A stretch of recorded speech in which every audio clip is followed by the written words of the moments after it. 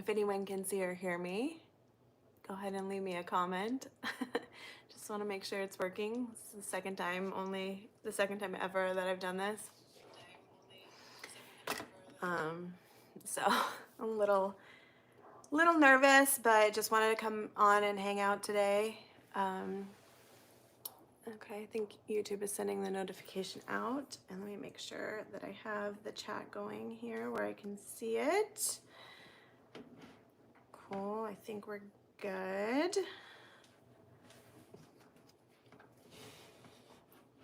Yeah, I didn't have a video going up today, but I will be back with the video on Tuesday. I just wanted to try out going live on a Sunday a little bit earlier than I did last time, just because I got some feedback. Hi, Michael. Good evening to you. Thanks for showing up in the comments regularly. I appreciate that. Hi, Trissa. Hi, Jeffrey. If anybody wants to share where they're from, I'd love to know where you're watching from, where you live. Hi, Chantel. Hi, Kia Penny Fox. Hope everyone's doing well. Jeffrey's in Connecticut. Shirley. Hi, Shirley. My mom's in the chat again. Hi, Mom. I'm actually at my mom's house right now. If anybody's wondering, this is definitely not my car. All right, UK, nice. Very cool. Toronto. Michael's from Toronto. Hi, Crafting with V. Marie, hi from Northern Michigan. All right, cool. That's definitely a place I'd like to check out sometime. JM Speed Media, you're in Florida. And Michelle, you're in Florida as well. Hello to both of you. Samantha, the trippy traveler. Watching from San Diego. Awesome. I was just in San Diego. Beautiful weather today. Crafting with V, Arkansas. Cool. Some of you are from states that I've never been to before, so that's awesome. VT, Washington. Nice. Deirdre. Hello from Wisconsin. Oh, thank you. That's cool. I don't think I've been to Wisconsin. Maybe I've been to Connecticut, but if I have, I don't remember. And I think the same thing goes with Arkansas on that. UK, I've been to Scotland, but never England. Shirley is in Reno, Nevada. Nice, near Lake Tahoe. Rob Powell, good evening to you too. Kelly, hi from Wisconsin. Is that two people from Wisconsin then? Cool. Marcy, you need to come to North Carolina.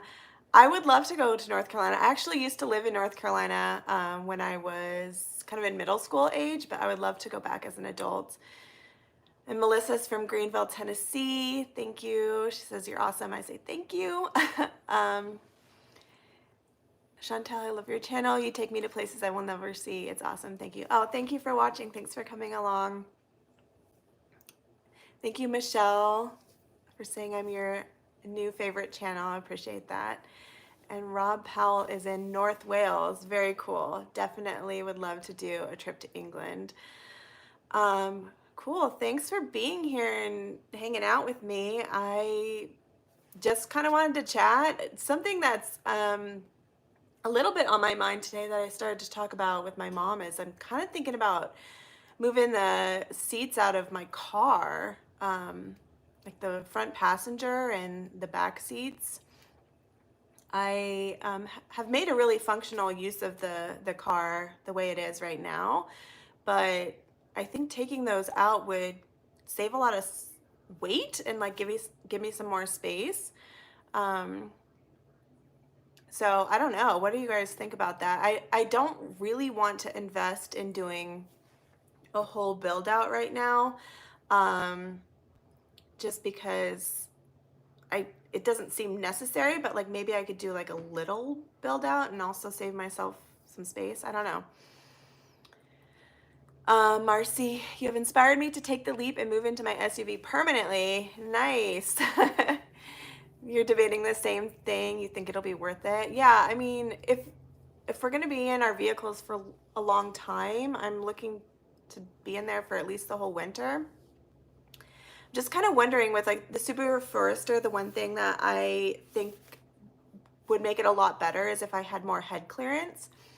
I can sit upright if I sit right behind the front passenger seat and I open the headliner for the moonroof. Then I can sit up straight, but other than that, in that position, I can't sit up at all in the back. And as the weather starts to cool off, and the other day, you'll see in the next video, but it was super windy, so I had to like prepare food in the car, and it's just a little bit awkward getting stuck in that spot. So it's not, it's kind of, that's I think why it's become something that I'm starting to think about now. Yeah, Chantel, I think it also would be a good way to gain more space. And Cupid says you believe repositioning car equipment will definitely be beneficial. Yeah. Michael, check with the manufacturer first. Some seat needs to be plugged in with the airbag sensor. If you unplug it, you might get an alarm. Oh, okay. Yeah, I'll definitely have to look that up because that would be annoying. I guess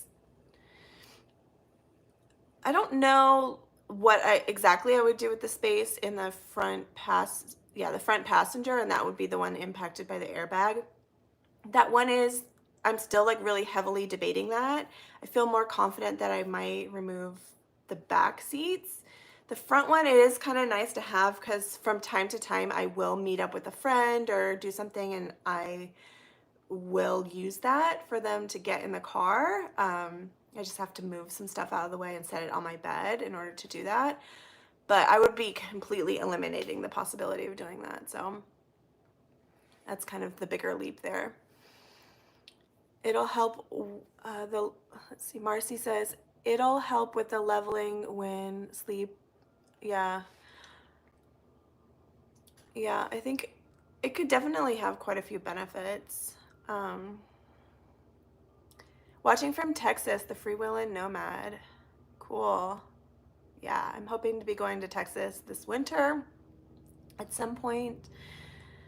You need to make an affordable setup in your van that makes life easier for you. If you had problems with electric in one video, which is impossible, sort of being disabled, you need better options. Yeah, I mean, I think you might be referring to me letting my power station run out of battery, and that was honestly just because I wasn't staying on top of it. Ideally, I would like to just have two power stations in the car, which might seem overkill, and it might just seem like, why don't you just get one larger one?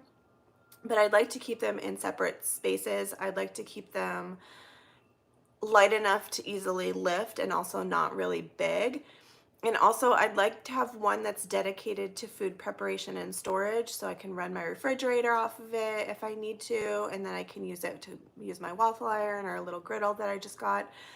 And then the other one I could use for powering my laptop for editing. Like, I think that would be ideal, and then I could sort of move them in and out. But, you know, maybe in time.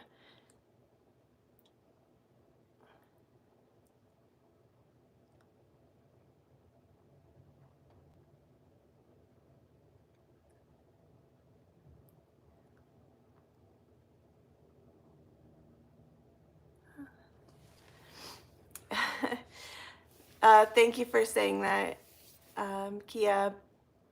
Yeah, I try really hard to keep the car organized and tidy, but it is something that I have to do every day, if not twice a day, to stay on top of it, because it is a space that I actually live in. So it has to support all of my needs. I have tried to build it in a way, and it's such a minimal way that it's easy to do that, but it can turn itself into a disaster very quickly, especially if I'm not being diligent about putting things back where they belong. But I think a key to that is really giving everything that I have a space.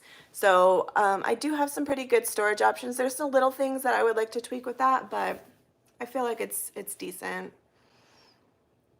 Yeah. Freewheelin' Nomad says, definitely taking out the seats would be worthwhile. I travel in my two-door Jeep, so definitely had to take out my seats. Yeah, I could imagine. I think a Jeep is an even smaller space than I have there. So yeah, I'm really, really thinking about it. If I do it, it won't be until December because I'm in I'm in California through the end of November, and if I do it, I'll probably do it in Utah where my dad lives because I do store some stuff at his place. Chantel would love to visit America. Yeah, you should. It's pretty cool.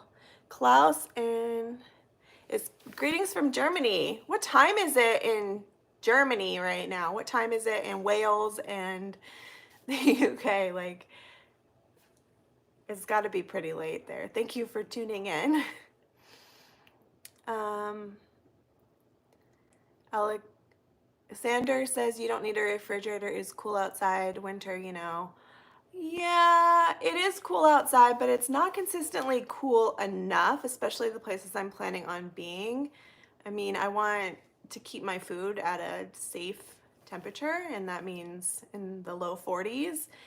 And then even in the daytimes where it hits like mid 50s, that's kind of getting into a point where time and temperature control for food. I'm a certified food service manager, so there's some things that I just can't unknow. And I don't like having a cooler because you have to deal with ice and all that stuff. So if refrigerator works out well for me, it's something that is non-negotiable for me. Hello from Metro Atlanta, Georgia. Hi, Molly. Sig, would you consider living in a tiny house? I would consider living in a tiny house. In fact, I think I would be pretty comfortable in a tiny house, but I don't know where I would want it. So that's to be determined. But I have like stayed in some Airbnb tiny houses and stuff like that, and they actually feel really comfortable. These days, I don't know what I would do if I had so much space. I'm used to small spaces. Yeah. Molly, everything has a space and a place. Yep. That's the only way to do it in a tiny space, especially like what I have. You have to make a home for everything. And it's constant analysis of how often I use things and if they really belong there and that kind of stuff. So really, yeah, my mind in the background is kind of thinking, okay, if I remove those seats, like what am I going to do? How am I going to rearrange things? I think the one thing right now in my setup is the way I have my clothing stored is kind of annoying, although I only really need to get into it once a day, so it's not that big of a deal. It works, but I would be excited to maybe switch that up a little bit. Rob, here's an idea. What about a trailer for your bike, etc.? Then you can lower the bed and give better space. I don't know. I don't have a bike. Marcy says, I got a cargo carrier for the top and it's going to make a huge difference, I think. Yeah, I'm in North Carolina and it's 5:10 p.m. right now. Yeah, the cargo carrier is, for me, I have to have it because I carry backpacking gear and just a few things that I'll only ever use if I like fully set up camp for a few days. And with such a small space, it would get really annoying to have those things and very crowded in there. So yeah, I'm glad to hear you got one too, because it's kind of like whether or not you're somebody that needs a garage or not, I kind of view the rooftop carrier as a garage. I don't know if that's what you're planning on using it for, but I think it's going to make a really big difference.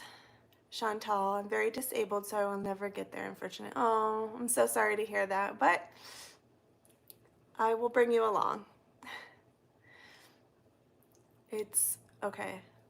Oh, okay. Somebody said 23:10 earlier, and I didn't understand that was the time, but now I'm catching on. Okay, so I am American after all. So it's nearly midnight, and then for those in the UK and Wales, it is 11:10 p.m. Wow, it's late. Thank you for being here, Chantel. Yeah, thanks. Ontario, Canada. Grace is from Ontario, Canada. That's the East Coast, I think, right? Or is that more central?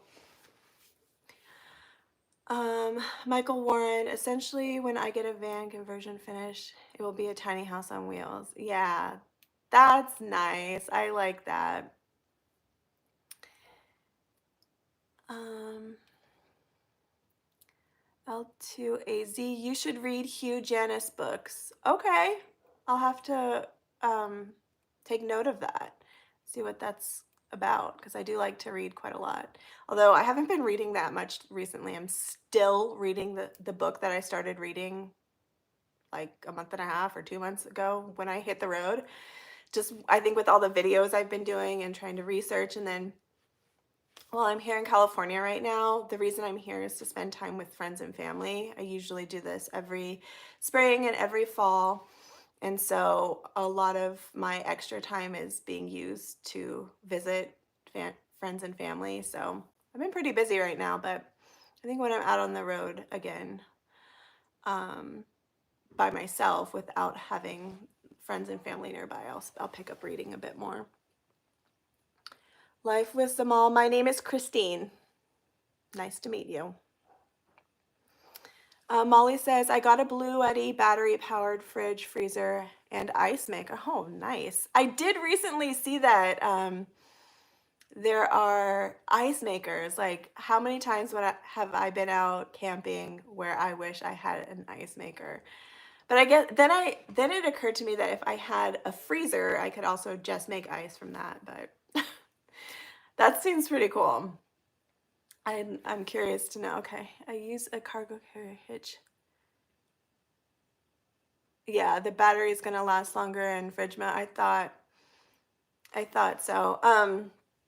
Yeah, the refrigerator I have is either a refrigerator or a freezer. I can use it as both, but not at the same time.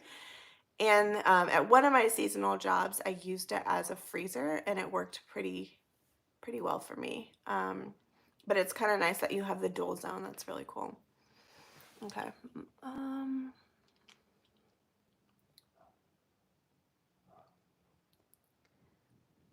Marcy says she ordered a 39 by 17 dresser. It has paper drawers, but a metal frame. It works perfectly adjacent to my bed for my clothes. That's really cool. I definitely bought like a drawer system at one point, but I ended up returning it because the space that I have, because of my refrigerator, it didn't give me enough room to move around and the visibility was bad. But that's awesome that you found something that works for you.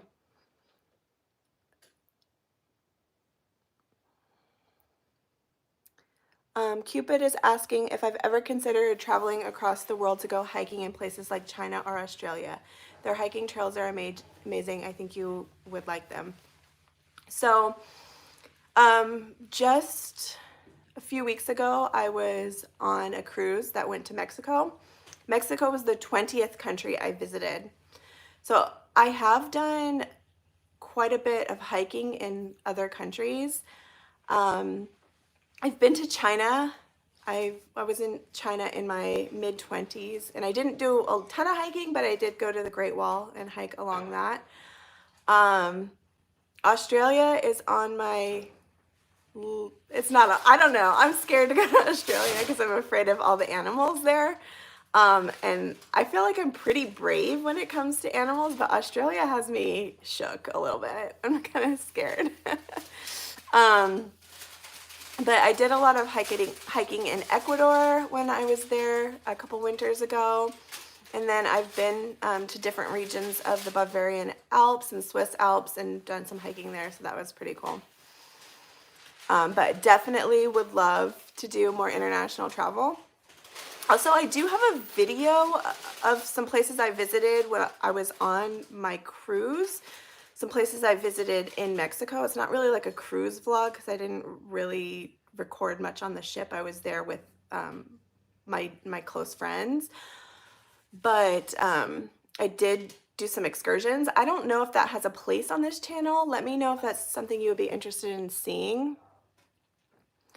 Are you staying with family or is this a workplace? This is my mom's house. So as I've been in California, I've been like sort of in and out between my mom's and my friend's house, but I'm also still spending most nights in my car while I'm traveling around Southern California. Sorry. Let me take something to drink real quick. So I'm spending maybe like 2 nights a week in somebody's house as a guest, just to get some time to visit with them. Like it's my mom's birthday tomorrow, so that's why I came back to hang out with her. It's Monday morning in Australia. Nice. That's very cool.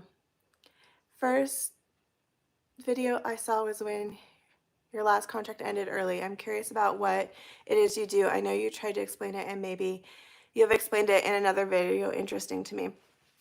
Yeah, Michelle, I do have some older videos that explain it a little bit more, but I will definitely give you a little recap of that right now.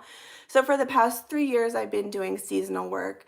It's something I sort of fell into because I was actually during the pandemic era, I was supposed to hike the Pacific Crest Trail, which is a trail that goes from the California-Mexico border to the Washington-Canada border. It takes about 5 months to do. I had given my job notice. I was 2 days away from starting the trail, and California went into a state of lockdown. I didn't really know what to do with myself. I wasn't like I had just was going through my divorce. Actually, I wasn't even fully divorced during that time. And basically, by the time summer rolled around, I went and I moved into my Subaru. I had some money that I had set aside to hike the Pacific Crest Trail. I decided to just go on the road since I couldn't do the hike. It wasn't lawful for me to do that since public lands were shut down during the time that you would need to start the trail in order to finish it in time for winter. So I moved into my Subaru at that time. Now this is like this is 2020. It's almost 4.5 years ago or whatever. But I was on YouTube a little bit, but I wasn't earning enough money to sustain myself with that. So I just kind of eventually started to run out of savings. And I was a nanny for a while, but then I have a background working in hospitality, and I found a listing for a job in Utah in the Wasatch Front for a ski resort, and it offered housing, and I said that's what I need because I don't know where I want to be long term. I just had nothing. Like I felt like moving into an apartment somewhere for a job was going to be such a financial investment. So I just kind of thought that was a one-off kind of job, and I fell into it. And then I found this whole community of people that actually do seasonal work, kind of like full time, which means like 2 contracts a year. So if you think of like a ski season somewhere and then maybe peak national park season somewhere else during the summer. And so that's what I've been doing. After I left that ski resort that winter, I then drove up to Alaska and immediately started working spring through summer into fall in Alaska. And then what did I do? I think I went to Hawaii for 90 days. I went to South America. Then I went to Washington, back to Utah, but at a different place, then back to Washington. And so that's what I've done over the past couple of years for seasonal work. And it's a great option for people that just maybe want to move around and travel but still need income. I hope that helps clarify things for some of you. Leave just saying hi from Belgium. Hello, Belgium. I love Belgium. Belgium is so fun. Rob Powell's asking what my most favorite place I visited is. It's hard to say. I would definitely love to spend more time in like the Chamonix area of France. Also, Iceland was incredible, and I would very happily repeat my exact experience in Iceland. I circumnavigated Iceland in a van a number of years ago, and that was incredible. I would love to do that again. William of One, if you ever get to Colorado Springs, there are amazing places to explore. I live here. I love that area. That's down by the San Juans, I think. San Juans is also one of my favorite areas to go backpacking. Yeah. Style Terrio is asking, do you have, oh, OnlyFans? No, I don't. Carissa, thank you so much for sending me the super chat. I think that's what that's called. Thank you for that. Chantel, America sounds so much more exciting than the UK. There's just a lot of land here. So for in the UK and Europe and a lot of other places, you kind of have to think of it as going to other countries over there. Whereas here we're all one country. So we have a huge landmass. It's very diverse. Klaus, we have very good hiking trails in Europe. Any plans to visit Europe? I'd love to get back to Europe. I was kind of talking about international stuff just a couple minutes ago, and so having visited my 20th country now, I'm kind of wondering after the PCT if I shouldn't make it a goal of mine to visit 50 countries before I turn 50. So that's something I'm playing with in the back of my mind. It's definitely not a goal right now, but that would get me back to Europe, to some places in Eastern Europe that I haven't been to, which I know that there's great hiking there. I also know that there's like Tour de Mont Blanc. There's some great hiking through the Pyrenees. There is, what is that? That pilgrimage that people do. Camino, the Camino. There's a couple. I would love to do any of those. Maybe I'll be so lucky. Australia genealogist. Don't be scared. You just need a snake kit. There's nothing here as scary as your bears. I don't know about that. I hear people get attacked by sharks in rivers in Australia. And then the snakes and then the spiders are like this big. I don't know. You got to convince me. Random Ray, come to Nova Scotia. Oh yeah, Nova Scotia's on the list. People are wishing my mom a happy birthday. Thanks. I'm sorry, I'm so far behind in the chat. I need to speed up. Um,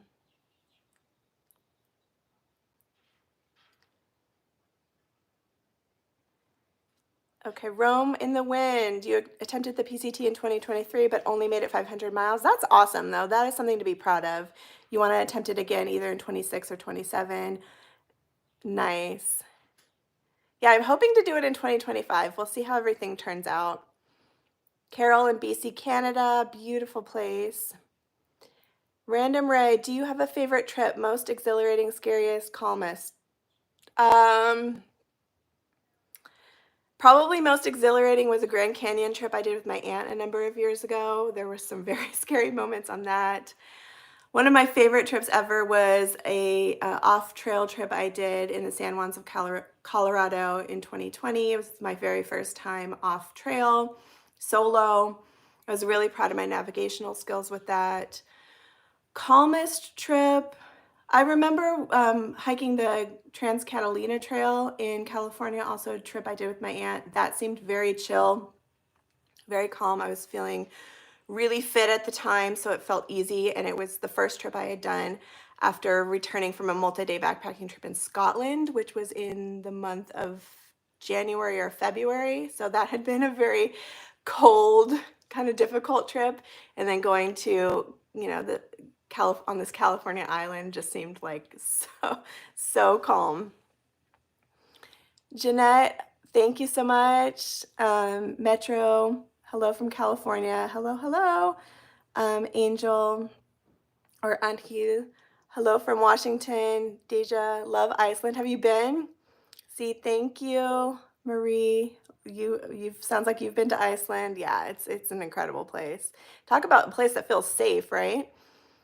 Sooner JH Travels, John. Howdy from Oklahoma. Cool, Oklahoma. Hello from Bakersfield, California. Is it worth it? Let's see.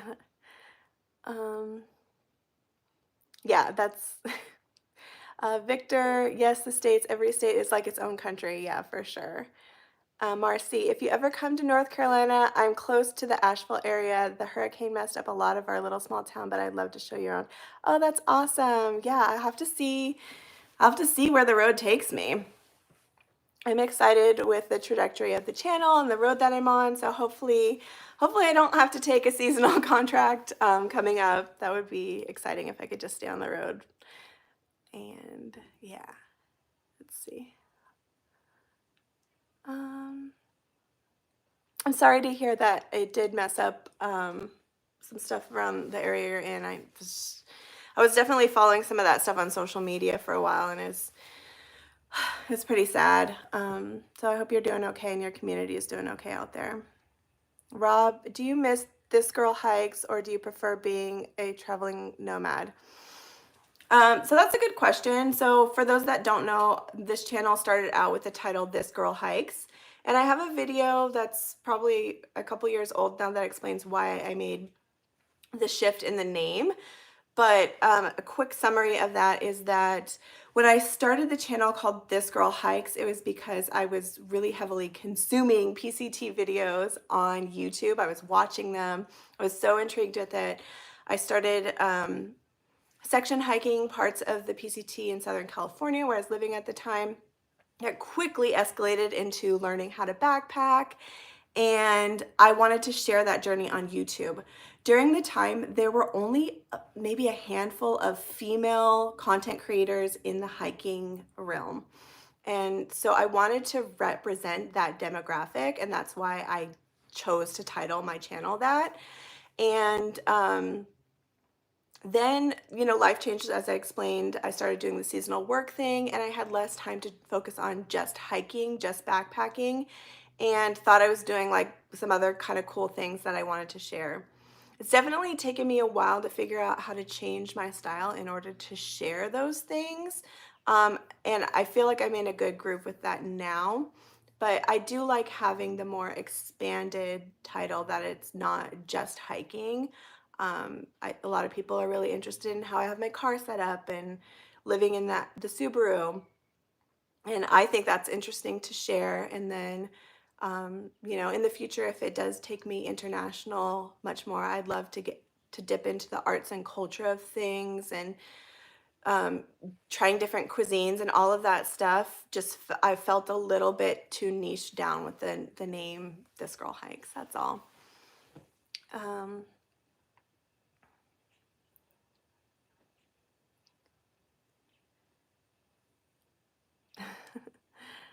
Okay, sorry if I'm kind of skipping through here. I'm trying to, I think I'm catching up. Okay. Oh, you saw Metallica in Iceland. That seems kind of cool. Oh, hi, Muggle.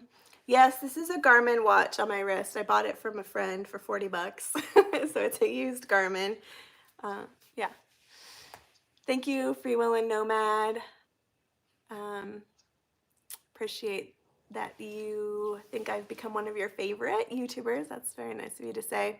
Roam with the Wind. I was going to buy a truck and truck camper for traveling, but your video about how you prefer to stay out of debt and save money convinced me to just keep my Jeep and sleep in it when I travel. Yeah. I mean, I wouldn't be able to live the lifestyle I live if I had a big payment for anything. It's really about keeping the financials in a very responsible and low place in terms of commitment in order to have as much freedom as possible to travel. So that is something that even when I talk to people that I work with and stuff like that about the traveling that I do, and if they're just kind of getting the seasonal thing, that's just the advice that I give anyone, is just manage your day-to-day expenses, manage your monthly expenses, manage your debt.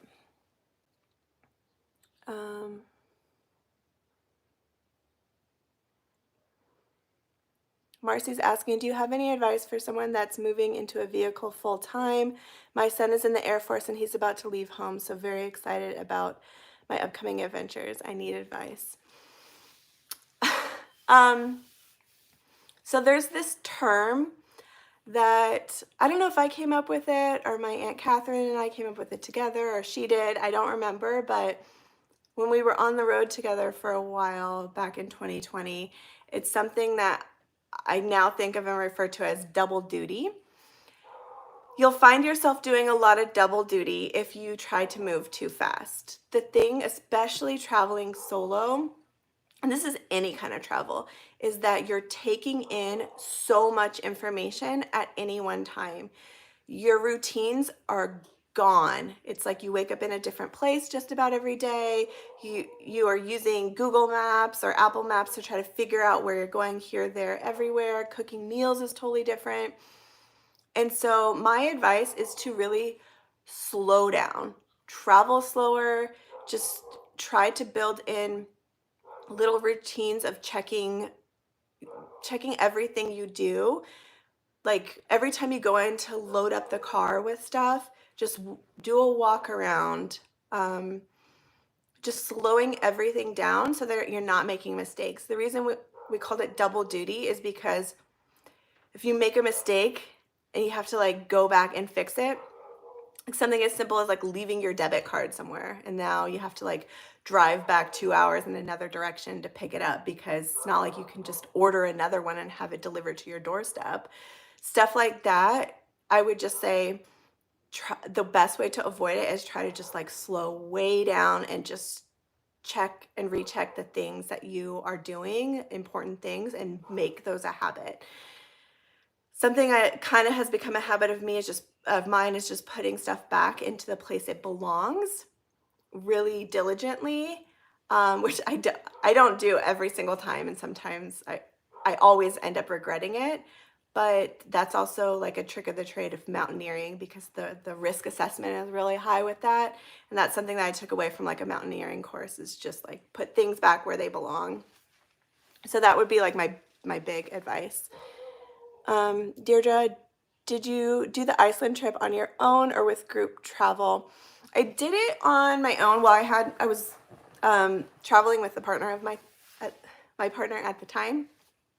So it wasn't a solo trip, but I did plan everything because it is pretty heavily traveled for tourism. There's a lot of information available online, and it's also just a super safe country. So there's definitely no need to travel with a group in Iceland, but if you are interested in going alone, but not, wait, if you don't know anyone else that wants to go with you and you want to go in a group, there's tons of group, things available, I'm sure. But yeah, it feels very safe being there alone.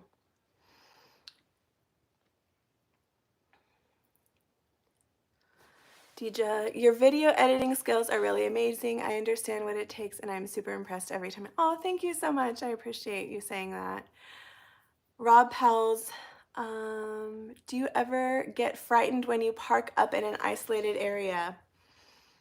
I do sometimes, kind of if I let like the creepies come into my head, but I usually am pretty good about just reasoning them out and just saying, I there's a difference of like the what ifs coming in versus a gut feeling that something's wrong. If I have that gut feeling that something is off, then I will leave. If it's just the little like what ifs coming in, I just kind of choose to not be afraid. I just say, yeah, stop being afraid, and I do. So, and isolation doesn't scare me any more than like crowded areas either. Klaus, how is seasonal work going for you? Making friends just to leave them a couple of months later? Are you still in touch with some of the people you met? I imagine dating is not easy as well. Yeah, some of my closest friends I've made while doing seasonal work, so we still stay in touch. I've traveled with several of them, mostly internationally, but some domestically. And it's a great way to meet like-minded people that enjoy traveling. Usually they enjoy the outdoors as well. If you're going to like a national park or something, obviously they probably have an affinity for that. And there are people of all ages. I would say like my age demographic is one of the more rare. You're usually dealing with people that are like in college or freshly out of college. But even then, like I've made really good friends that are much younger than me, and it's just been a wonderful experience. It can be hard investing that time into making friends and then departing from them. But there are also people in seasonal work that will return to the same location year after year after year. And so it's sort of like you go to adult summer camp during the summer, and yeah, you have to do a lot of hard work during that time, but you also get to see all of your friends that you've made the previous year and you've known maybe for years and years and years. So yeah, it has its pluses and minuses in that kind of way. Free Will and Nomad says take it slow and have fun would be your advice. Yeah, those are fantastic um, bits of advice there. Jeanette, do you ever think you'll want to get a van or similar vehicle? I think at some point I will be ready to upgrade my vehicle. Of course, my car is not going to last forever. Whether that's a van or a truck with a camper or what that will be at that time, I don't know. There are benefits and drawbacks to each one of those options. So it's something that I'll just kind of keep in the back of my mind over the years as it comes closer to the time that I'm ready to make a purchase. But yeah, definitely we'll have to make a change at some point. And I'd say right now, the drawback, I keep looking out there because my car is literally parked right there. Right now, the biggest drawback with the Subaru Forester is not having the head clearance to sit inside and then the towing capacity. There's like essentially, I have some decent horsepower, but there's essentially no towing capacity on that vehicle. So it kind of limits me in that way, but not that I want something to tow right now. Karen, hi from Florida. Hello.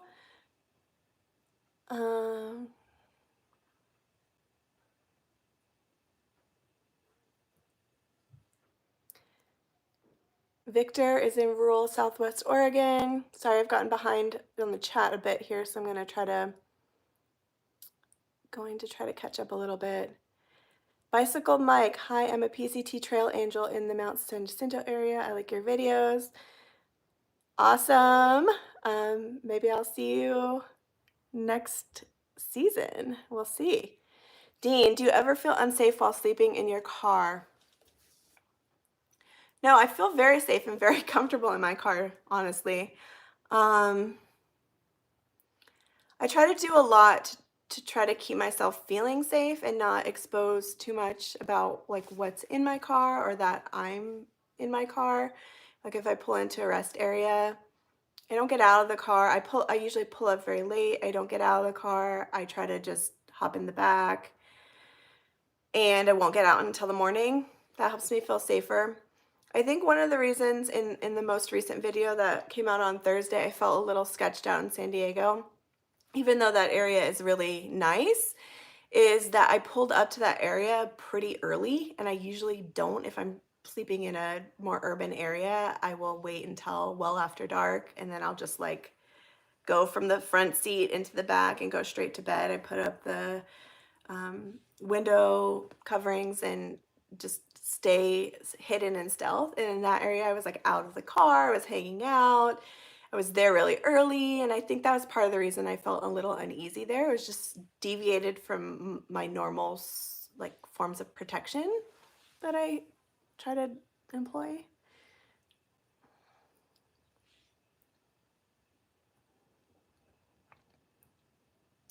The free will and Nomad says, same, I'm only getting freaked out on the road when I watch too many scary movies, right? Try to keep it out of your head. Michael said, is YouTube's ad revenue helping out enough? I'm going to start my YouTube channel soon. I'll start playing with your playlist overnight while I sleep. It might help out with the ads. Oh, thank you. Yeah, I've been surprised with how much YouTube has really kicked off for me and picked up. So at this point, I am meeting my minimum threshold. There was a minimum number that I thought of and I calculated. That was a goal for mine in October. I did meet that. November is trending even better, so I'm excited. We're on a good path. Those of you that are showing up for me just by being here, watching my videos, comments, engaging with a like, all of that stuff helps so much because it gets it out there where more people are watching the videos and the ad revenue is doing the work that it needs to do to keep me doing what I'm doing. So I appreciate you very much. Bicycle Mike, if you're in the San Jacinto area, let's go camping. Oh, man. Yeah, I've got a full schedule right now with everything going on with friends and family while I'm in the area. It's kind of wild. Victor, I worked as a housekeeper one season at Crater Lake National Park. It was tough. Yeah, it's hard work in the summer. Actually, seasonal work is hard work. although I'm only working like 7 to 8 months out of the year when I do it, it's like overtime. If you think of like working um, like a retail worker during the holiday season, that peak season, I think that's how it would translate best for other people to think of. That's what seasonal work is like. It's a lot of overtime, it's a lot of hard work. And then you're, of course, any downtime you have, you're trying to explore the area you're in. So I work really, like, I work 50 hours a week, probably at minimum when I'm doing seasonal work. It's tough, but it's also rewarding, and financially it just makes so much more sense than paying for an apartment somewhere, buying a whole bunch of stuff, paying utilities, all of that stuff, when I could be making more money somewhere, but then I don't get any time off to travel. So it works for me. um Hello from Southern Oregon. Hi. Yeah, in a car you can definitely be much more stealthy than you can in a van. I agree. That's um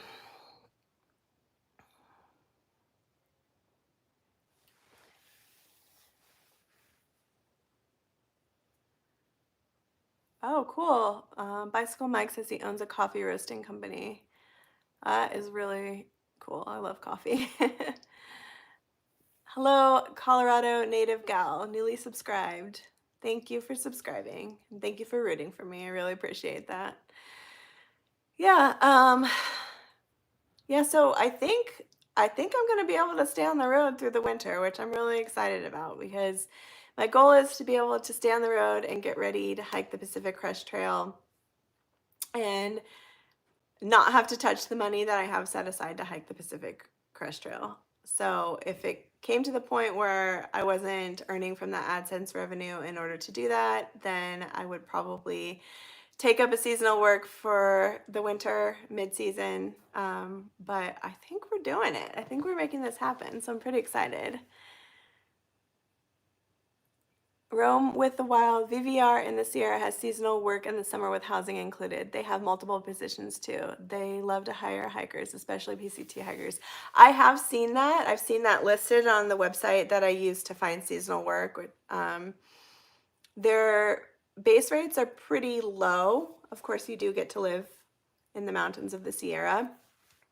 But yeah, I've definitely looked at that lately. Over the past few seasons, my priority has been something that would be highly lucrative, so that I can save a lot of money and get some repairs and maintenance done on my car, which has worked out pretty well. But definitely, if there was a time that I was not necessarily wanting to funnel so much into savings, that would be something I would entertain. They also might have like a tip pool or something I'm not aware of, but yeah, that would be a really special experience to be at VVR.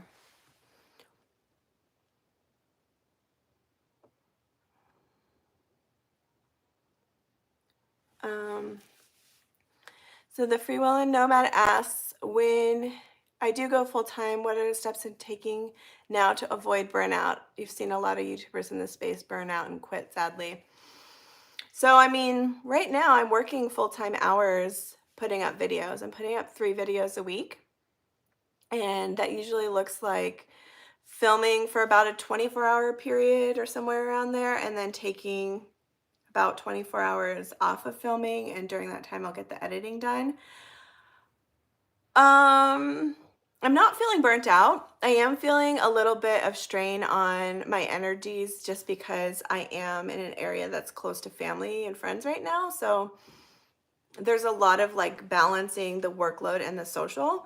Whereas before I got to California, I felt like I had more downtime, because I did, because I was traveling and filming, but I didn't have the temptation of spending all of my free time hanging out with friends or family.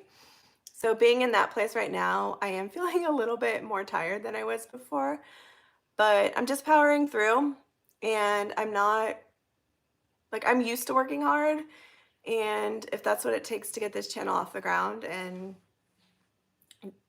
do the things that I want to do, then I'll just make it happen. Like, you just power through.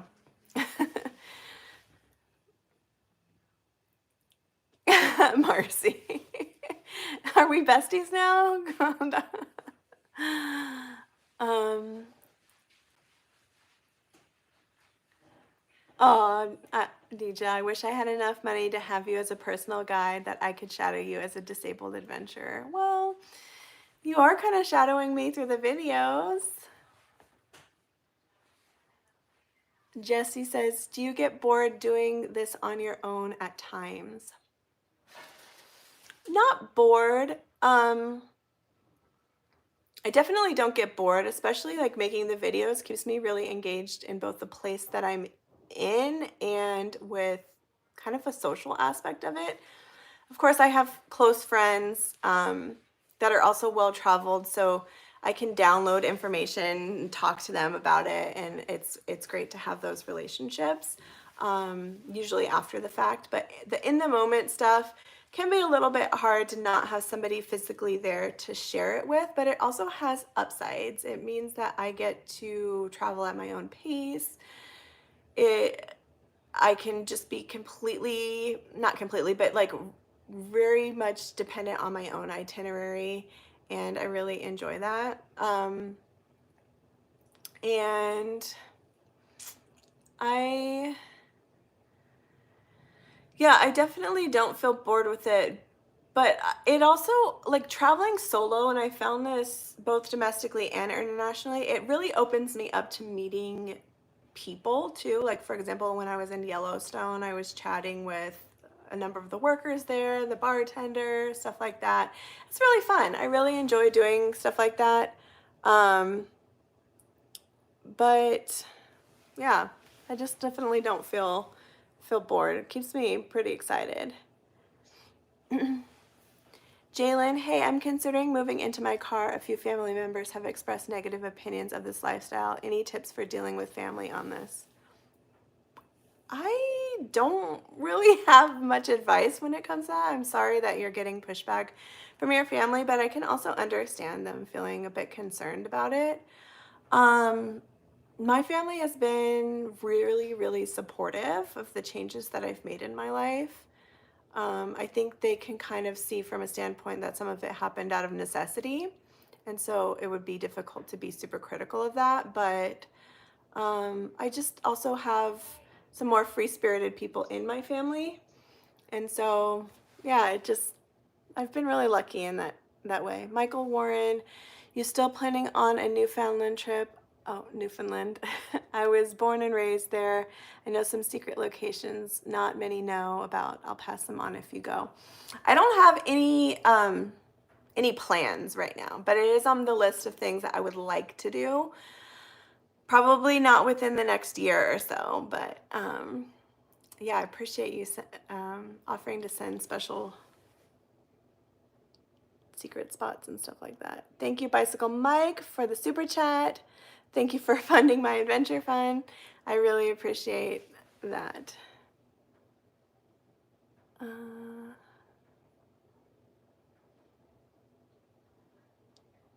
Klaus is asking if I speak any foreign languages. I studied French in school for 7 years. I'm still very clumsy when speaking, and I actually don't even really understand it that well. Spanish, I'm pretty much self-taught, and for some reason that's just way easier for me, but also maybe because I am self-taught, when I speak French, I understand I'm not conjugating verbs properly, but when I speak Spanish, I have no sense of any of that, and I just like say things the best way I know how, so I limit myself less. But definitely not somebody that picks up foreign language easy. I wish I was, but I am not. Oh, sorry to hear that, Deja. The Free Will and Nomad says, whenever I get bored on the road, I just spend a couple of days in a really people-y place for a few days, and then I'm ready to go back to being alone. Yeah, that's a good idea. I love that.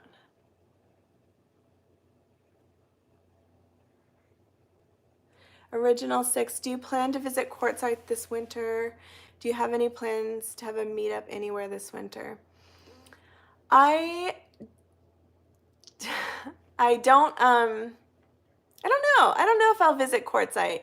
I am a little bit familiar with it. I think that's where people like can tend to go post up for a while. And that's definitely not my plan, but I might swing by and see what it's all about.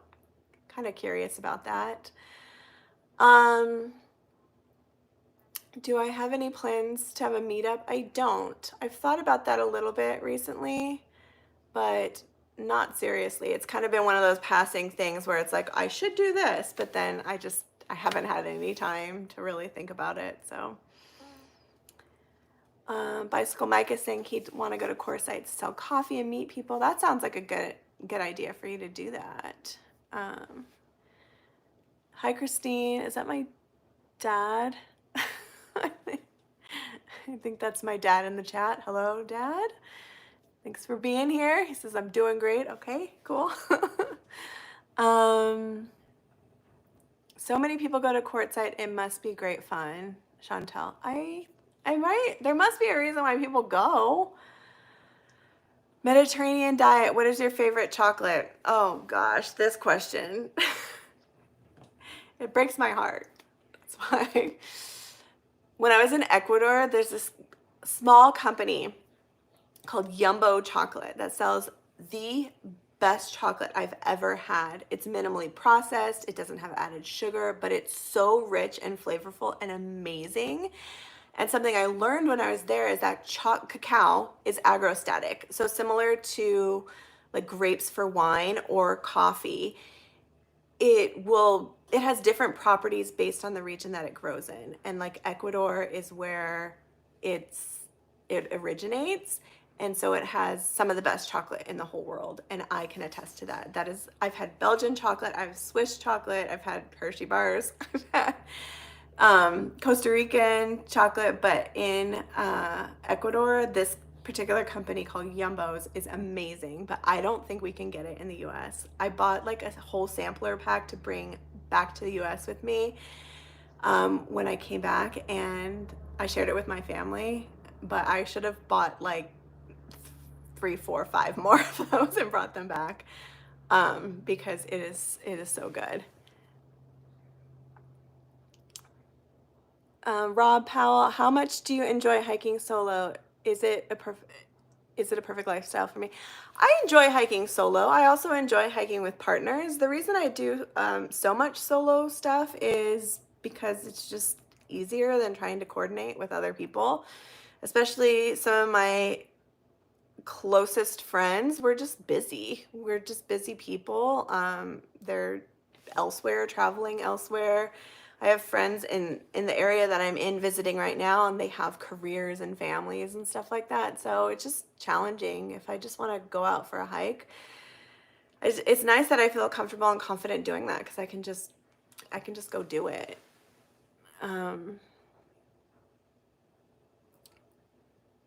Pity. Okay, I don't know how to say your username, but is asking where I'm from. That is one of the hardest questions there is for me to answer. I was a military kid, so I grew up all over the US, everything from Florida to Alaska to Maine to Southern California, and many places in between. And now I don't identify as any sort of place being a physical home for me. I'm a resident of the state of South Dakota because they're friendly to nomads, and I don't have a permanent address anywhere. So yeah, it's a loaded question. Jesse, all of the places you have been to are pretty cool. You should come up here to Australia. Yeah, I addressed my feelings about Australia earlier in the chat, in the live stream. I mean, I'm not saying no. I'm just saying I'm scared. Freewheeling Nomad, I would highly recommend going to the RTR. It's amazing and a good, safe place to do a meetup and new, like-minded people. RTR stands for the Rubber Tramp Rendezvous, and it's run by Bob Wells. Okay, I'll have to look into that because I'm not familiar, but it's in Quartzsite. Okay, I'll have to look into that.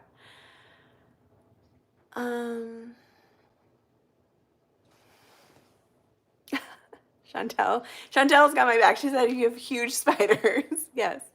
Ethiopian beans, for your coffee, Mike. That's cool. Mediterranean diet. It's time to hunt down Yumbo chocolate. Good luck, and if you find a place for it, let me know. Wait, have you had Yumbo Free Will and Nomad? And did you have it in Ecuador or did you have it somewhere else? Like, we are on a mission now to find how we can get our hands on it in the US. I mean, how much are flights costing to Ecuador right now? The thing is, you have to get it in. Is it available in Quito? Yeah, I do think they do have a shop in Quito. So you can fly into Quito. Ethiopian is the best origin of coffee. Oh, interesting. I need to try more of that. I usually lean towards Costa Rican if I just am buying beans, but I will definitely try some Ethiopian at some point. Although I'm kind of hooked on the Nespresso right now. Foxstar 5, you're on it. I have a troll. Oh, okay. Oh, I think I have a moderator that's taking care of things. Sorry about that, guys. I didn't see that, but my mod did.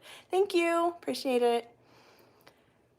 I used to read and play music taught by my mom, member of the school band. It's been so long since I've played, lost memory of all of it. Oh, maybe you should. I feel like stuff like that can tend to come back a little bit. When was the last time you tried? Okay, back to the chocolate. The Free Will and Nomad said I had it in Ecuador and while I was in the army, and now where do you get it online? Like, actually, because I've tried to find it. I follow them on Instagram. Yeah, it's seriously so good, you guys. Are we doing a meetup in Ecuador just to have this chocolate? Bicycle Mike, I do Costa Rican but drink Guatemalan as my daily. Nice, okay. Fellow Nomad, driving while listening. Thanks for sharing your journey. All right, drive safely, Dana. Bicycle Mike, where are you gonna send me coffee? I don't have, well, you can send it, okay. I do have a P.O. box, I guess, in South Dakota, which can forward me things.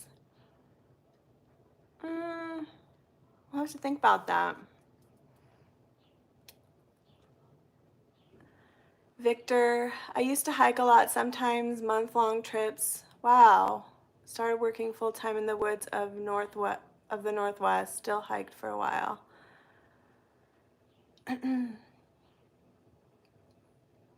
Month-long trips.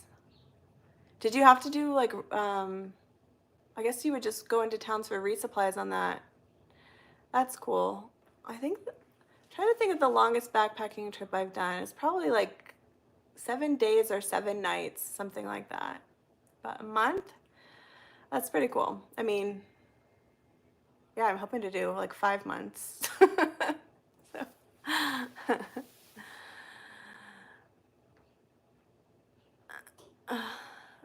Oh, it's my dad. Yeah. Hi, Dad. Things are getting a little crazy in the chat, guys. I think we might be wrapping this up pretty soon.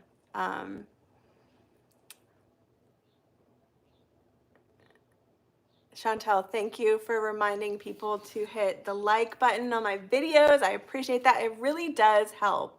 I said this in one of my videos, but when I asked for that in the video and so many people graciously responded and interacted, YouTube, like the analytics literally told me that they were pushing the video out to a wider audience because you guys were engaging. Like, it really does work like that in the algorithm for YouTube. So I love that.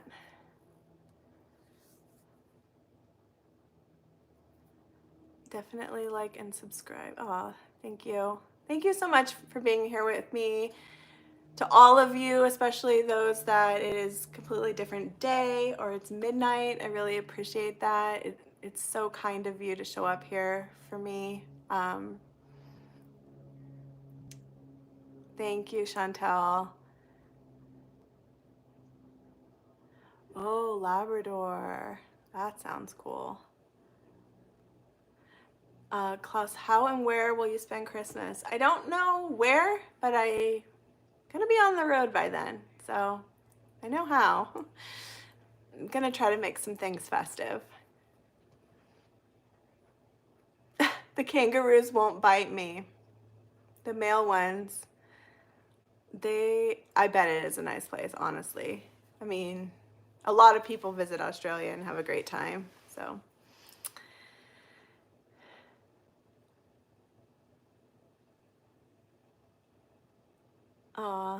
Thank you. Again, I'm just gonna spend another couple minutes and we're gonna wrap it up. I don't wanna cut anybody off in the comments here, but just kind of giving you a fair warning. We also have some family coming over shortly, so I do have a deadline. Thank you. I will stay safe. Thank you so much. You guys have been so kind being here, and I really appreciate, again, I appreciate that so much. And this is fun. I'd love to do this maybe a couple times a month. So thank you. And we're going to just go ahead and wrap this up. Take care. Bye-bye.